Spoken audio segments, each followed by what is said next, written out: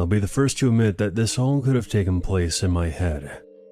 The mind is a freaky thing and can play some pretty trippy tricks on you. Whenever I was scared as a kid, my dad always told me that in life, you should not be afraid of ghosts. Fear the living, because they can actually hurt you. In my late teenage years, I came into some money after my father committed suicide, and I received an inheritance from him. At the time of my dad's passing, he and my mom owned a cabin up in Oregon by Mount Bachelor. The cabin had been put up for sale since my mom could no longer afford the payments. The cabin was set to go on the market for sale in less than a month and was in the process of finalizing all the paperwork with the realtor and lawyer. So for that time period, the cabin was not going to be rented out and would be vacant. I saw this as a chance to get away for a while and clear my head in light of all the things going on. I quit work, packed up my snowboarding gear, grabbed my dog, and headed to the cabin in my dad's car, which he left me in his will. Now this is our family cabin that my parents rented out when they weren't using it. I had the keys to the cabin, and also had the code for the alarms. So I didn't feel the need to stop at the rental management company and advise them on my stay. My first 2 days at the cabin were normal, and nothing out of the ordinary happened. I spent my days playing with my dog in the snow, snowboarding, and played PlayStation and listened to music during the evenings. I also did some drinking and smoking out on the balcony. I had stocked up on food, cigarettes, and liquor, so I was pretty much shut in, aside from the occasional outing to hit the slopes. With my dog as company, and DVDs and PlayStation as entertainment, I was quite content and started to feel relaxed. The cabin itself was 2 stories. The bottom story had the living room, a guest bedroom, along with a small kitchen. Upstairs had another 2 rooms, along with a walkout balcony attached to the master bedroom. Most of my time was spent in the living room, the kitchen, or the master bedroom. I had no reason to venture to the other rooms, and I always kept the doors leading into them shut. Open doors to dark rooms always creeped me out. Anyhow, the 3rd day came around, and I was going through my usual routine of playing with my dog. His name is Midnight, by the way, and he has also since passed. I then played some video games and watched some movies. That day was forecasted for pretty heavy snowfall, so I didn't feel like trekking down the hill to the main road in my car, and decided to stay in. This is where things begin to get a bit weird. In our area, there were only 2 other cabins adjacent to ours, maybe a block away from each other. All other cabins aside from these 2 were over a mile away. Surrounding us was a forest of very tall pine trees. This particular detail will be important later on. From the past couple of days, I knew that both of these cabins were empty. I think I've given enough background. Now I'm going to jump into the strangeness. Around midday, while outside with my dog, I noticed what looked like footprints in the snow around the area surrounding our cabin. It was still snowing, so the footprints looked somewhat fresh, like someone had been here in the last 20 to 30 minutes. I thought that maybe someone was staying in the cabin near me, and I may not have noticed. Perhaps they were shut-ins like me. Whatever. The footprints led away from the cabin and disappeared in the snow towards the denser part of the trees. I didn't think much of it and went back inside. Nighttime came around, and I decided to head off to bed. Midnight was lying on the bed with me when I noticed his ears perk up. This was followed by him quickly jumping off the bed and running downstairs to the living room. I lay in bed and stayed silent. I was kind of freaked out. I could hear him moving around downstairs, back and forth. After around 5 minutes, he ran back upstairs and started to do his doggy dance, which was his way of telling me that he had to go pee. Shit. Well, fine. I couldn't say no to him, so we both went downstairs to the outside driveway so he could do his business. The only thing is, he didn't have to go. As soon as we were outside, he started to pull his leash, trying to drag me off somewhere. He kept looking into the dense part of the trees where the footprints had been earlier. He also kept sniffing the side of the house and looking up to the roof. After he figured out that he was not going to go where he wanted to, he sat himself down and just stared into the dark, which was a bit unusual for him. Perhaps there was an animal somewhere out there in the forest he wanted to chase down, but fuck that. I didn't want to chance anything. So I pulled him back inside, and we both went back upstairs. Around 30 minutes later, I was lying in bed when I heard what sounded like hooves walking on my roof. I tried to rationalize that it could have been a pine cone falling from a tree, or maybe a harmless critter from the forest was running around up there. But here's the thing.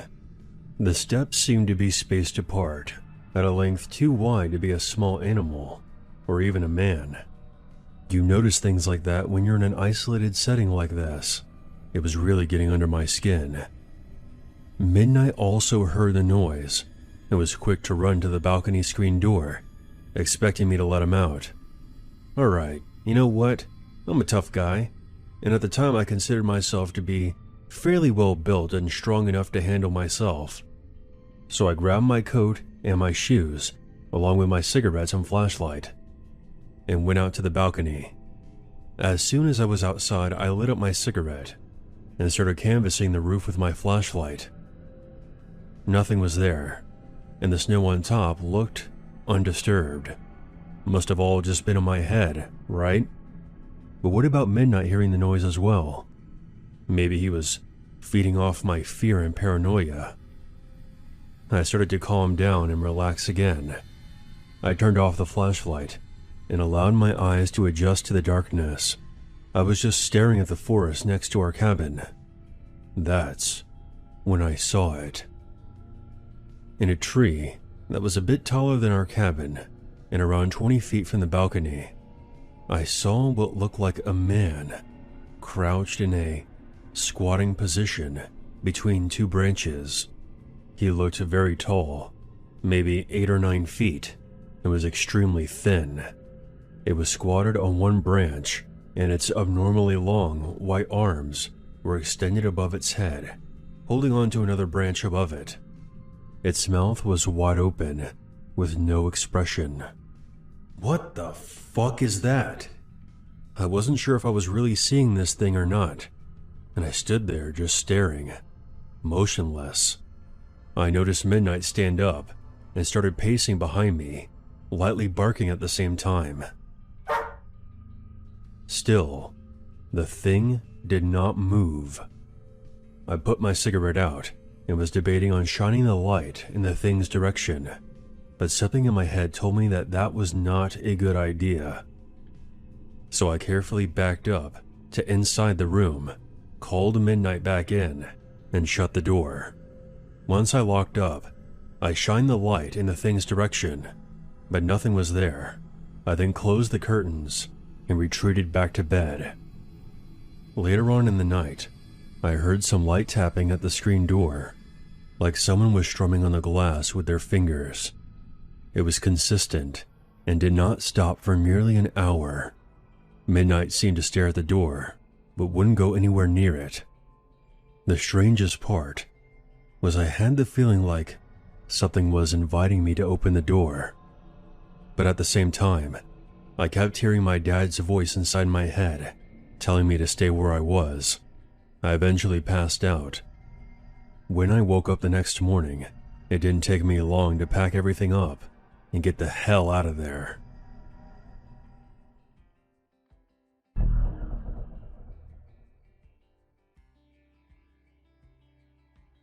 In 1984, when I was 8 years old, my family moved to Allenstown, New Hampshire. Our house sat at the end of a dirt road near Bear Brook State Park. In front of our house was an open field that had small tree patches here and there. After what I estimate to be about 50 yards, the field ended and the forest began. One day, my friend and I wanted to go exploring further than we had before. We were very familiar with the first acre or two of forest we usually roamed around in, and wanted to cover some new ground that day. Shortly after passing the usual landmarks, we came upon a dirt ridge. Beyond that, we saw a clearing with a row of 4 cabins. The area included a shallow pond, a dense wall of trees on either side, patches of bushes between the cabins, and a few cars that looked like they had been torched. The cabins had that typical lined wood look with flat rooftops. When we first discovered this place, we thought it was an abandoned resort or something. However, when we peered through the windows, most of the cabins contained furniture and beds. There was no one in sight. I remember feeling creeped out as we moved from cabin to cabin, and I would soon discover why. Behind one of the cabins was a dirt bed with half-buried animal bones scattered across it.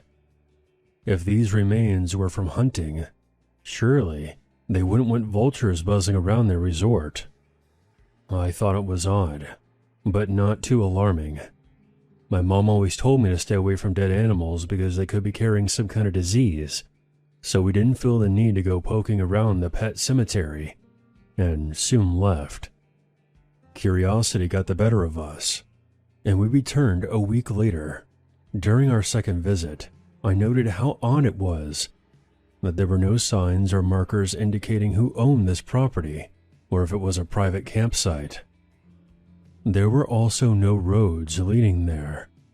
This time, it felt like we were being watched, though I didn't see anyone at first.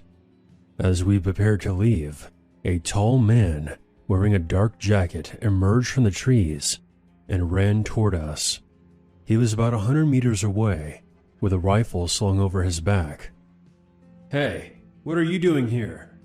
he shouted. My friend and I started running away. The man followed us, unslinging his rifle and shouldering it as if he meant to fire at us. We climbed over the dirt ridge and ran without stopping until we got back to my house. We never told my parents or anyone else about the incident.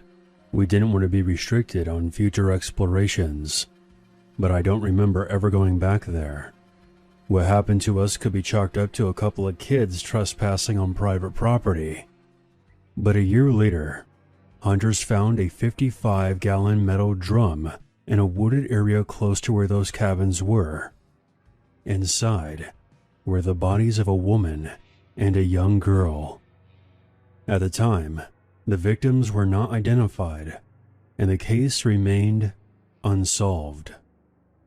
That was until 15 years later, when a second drum was discovered containing the bodies of 2 more girls, about 100 yards away from where the first one was found.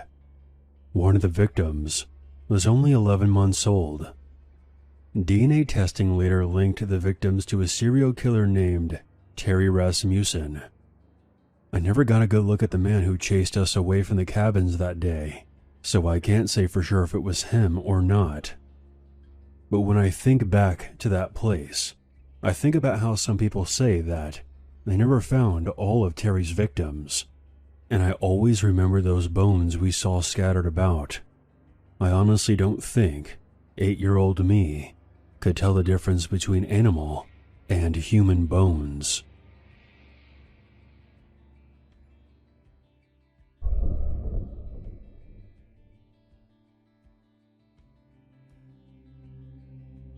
I heard a story on your channel about the 1977 Oklahoma Girl Scout murders, and it brought to the surface a story from my own family's history.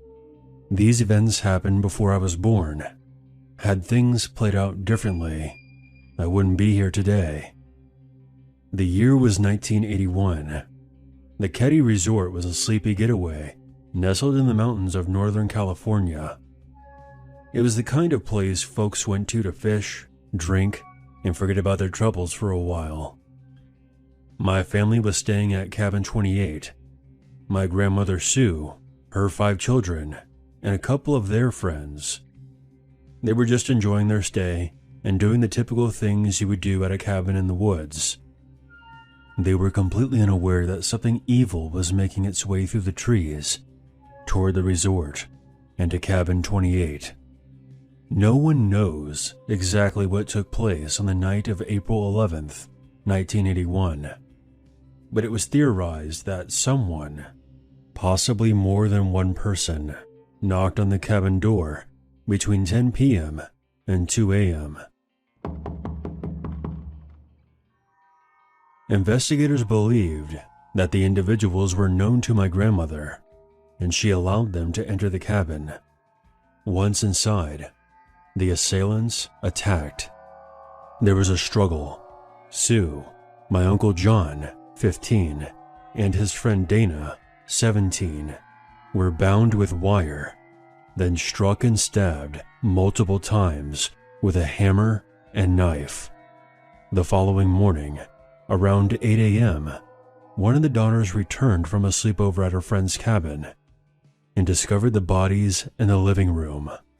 She screamed and ran to the neighbors for help. Once the police arrived, it was discovered that one of the children was missing. It was my Aunt Tina, who was only 12 at the time. Her remains would be found 3 years later. It's possible she witnessed what took place in the living room that night and was abducted and later murdered in cold blood. Due to a botched investigation, no arrests were ever made, and the murders remained unsolved to this day. Bear in mind that there is much more to this story, and many questions surrounding this case have never been answered. I've summarized things a bit because these are my family members we're talking about, and I can't bring myself to go into further detail about their horrifying deaths. I will tell you that the girl who discovered the bodies the morning after is my mother, Sheila Sharp. People that I've shared this story with have made comparisons to the Friday the 13th movies, and I can definitely see why. However, I think most horror movie fans view Jason Voorhees as cool or badass, but I don't share their enthusiasm. Jason Voorhees is a fictional character, but the influences that created him are very real. In my case, it's hard for me to separate fiction from reality. I can't watch those films and not think about how all those deaths would affect so many families, like they did mine.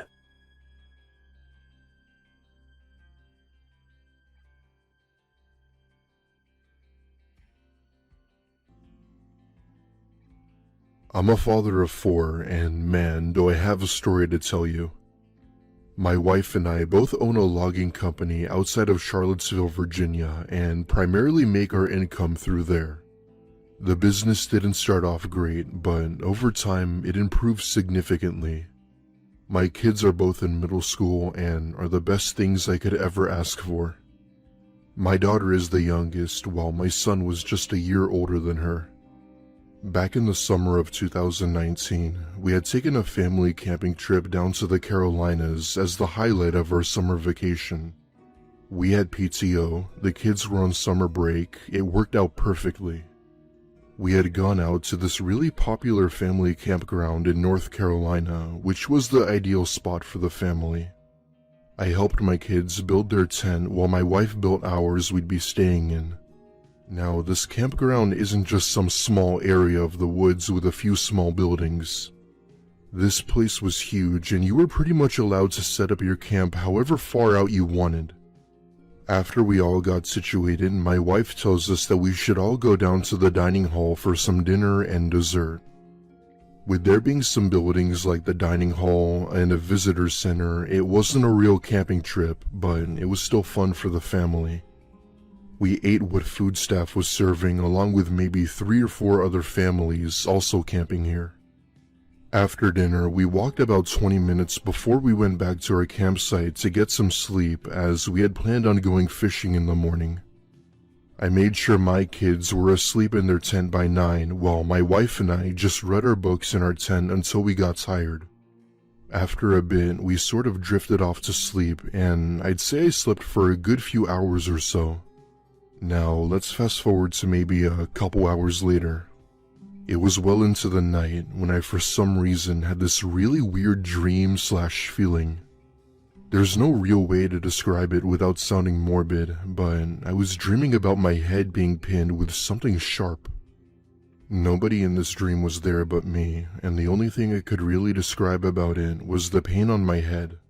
This went on for a good few minutes before I started to slowly wake up when I realized that the sharp pain persisted.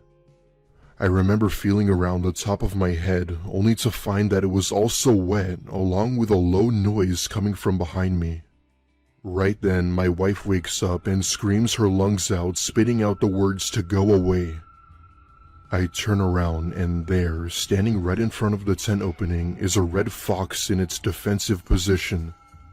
It growls at us before my wife manages to scare it away with her shoe. Turns out, that pain I was feeling was a damn fox clamping at the back of my head. And the reason why my head felt wet was because of the blood running down. At this point, my kids were wide awake crying when they realized what was happening. Right then, I began to feel sudden dizziness before almost falling to the ground.